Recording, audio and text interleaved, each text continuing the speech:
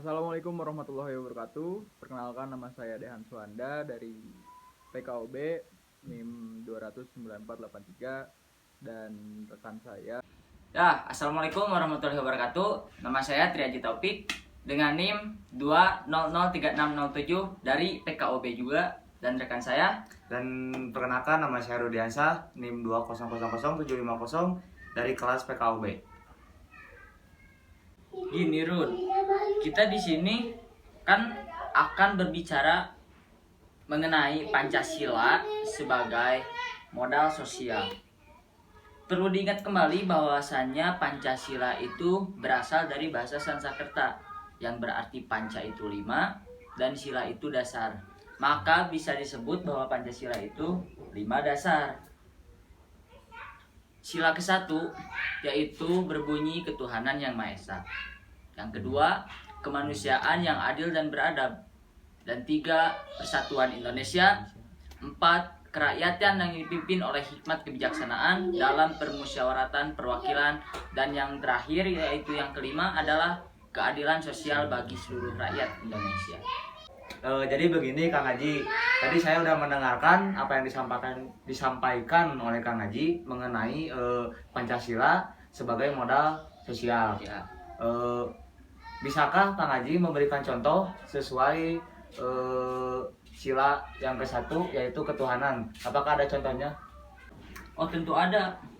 Perlu diingat kembali bahwa pada zaman dulu itu, sebelum sila ke-1 hanya menjadi ketuhanan yang Maha Esa, dulu itu sila pertama yang berbunyinya seperti ini: ketuhanan yang Maha Esa dengan kewajiban menjalankan syariat Islam bagi para pemeluknya. Nah, kan kita itu Pancasila ya. Jika memakai sila yang tadi disebutkan itu, ada kata syariat Islam bagi pemeluknya. Sedangkan di negara Indonesia ini kan agama tidak hanya agama Islam saja. Ya, betul. Seperti yang disebutkan tadi, ada 5 agama. Maka pada saat waktu itu juga sila ke-1 itu diganti menjadi ketuhanan yang Maha Esa, karena semua agama itu memiliki Tuhan. Nah, jadi seperti itu teman-teman. Tadi saya sudah bertanya ke Kang Haji mengenai sila pertama dan saya meminta contohnya. Tadi udah dijelaskan sama Kang Haji, semoga bermanfaat bagi semuanya ya. Nah, saya tadi udah bertanya mengenai sila pertama atau sila yang ke-1.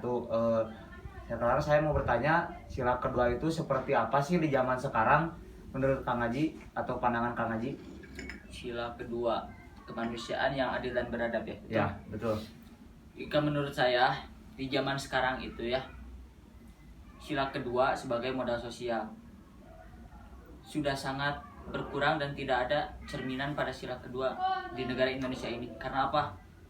Kemanusiaan yang adil dan beradab. Coba kita lihat pada kasus-kasus korupsi, perampokan, segala macam. Sebagai contoh, ada pejabat, dia menjadi koruptor, ratusan juta, miliar, bahkan triliun, tapi dihukum seadanya. Dan dalam kurun waktu hanya 10 bulan atau 1 tahun, bahkan ada yang hanya 4 bulan saja dengan perlakuan istimewa. Beda halnya dengan ada satu contoh lagi. Nenek-nenek hanya mencuri balok kayu, dan ada juga yang mencuri ayam.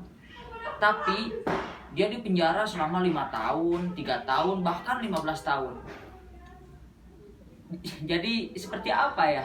Seperti lucu aja gitu negeri ini. Bisa dikatakan bahwa hukum di Indonesia itu seperti pensil, tumpul ke atas tapi lancip ke bawah. Yang atas semakin menindas, yang bawah semakin tertindas. Seperti itulah kira-kira. Lalu untuk sila ketiga itu seperti apa menurut Kang Haji? Sila ketiga berbunyinya Persatuan Indonesia ya. Persatuan Indonesia ya. Kita dari sini berbincang-bincang ya dari tadi ya, dengan menggunakan bahasa Indonesia. Jika kita berbicara menggunakan bahasa daerah masing-masing, contoh Rudi ini dari Jawa, saya dari Sunda, Bandung. Jika dari tadi kita berbicara Rudi menggunakan Jawa, saya menggunakan Sunda, tidak akan terjadi komunikasi. Bisa dikatakan tidak adanya persatuan. Maka supaya kita dapat bersatu dalam satu komunikasi, kita menggunakan satu bahasa yang sama, yaitu bahasa Indonesia. Lalu bagaimana sila keempat? Sila keempat ya. Berbunyi kerakyatan yang dipimpin oleh hikmat, kebijaksanaan, permusyawaratan, dan perwakilan. Dari zaman dahulu, negara kita itu Indonesia, dalam pemilihan pemimpin apapun itu, baik RW, kepala desa, bupati, wali kota, gubernur, hingga presiden, selalu menggunakan cara pemilu, yaitu pemilihan umum. Kenapa? Karena negara kita ini berpegang teguh atau bisa disebut dengan negara demokrasi. Demokrasi sendiri yaitu dari rakyat, oleh rakyat, dan untuk rakyat. Maka biarkan rakyatlah yang memilih siapa pemimpin yang diingininya. Sila yang terakhir yaitu sila kelima, saya akan bertanya. Teman-teman pastinya tadi menyimak ya, bahwasanya Rudi yang selalu bertanya dan saya yang selalu menjawab.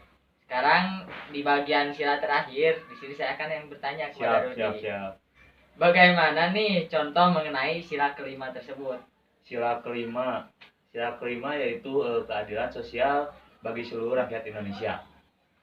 Kalau menurut saya, mohon maaf ya bila kurang. Iya, tidak apa-apa. Jawabannya, kalau menurut saya kita harus berbuat adil terhadap semua orang, dimanapun, kapanpun, dan sama siapapun. Contohnya dari berbeda agama, berbeda suku. Karena kita tahu kalau kita ini satu bangsa Indonesia. Ya, jadi seperti itu semuanya penjelasan tentang Pancasila sebagai modal sosial. Mohon maaf jika ada salah-salah kata. Saya dan rekan-rekan saya pamit undur diri. Wassalamualaikum warahmatullahi wabarakatuh.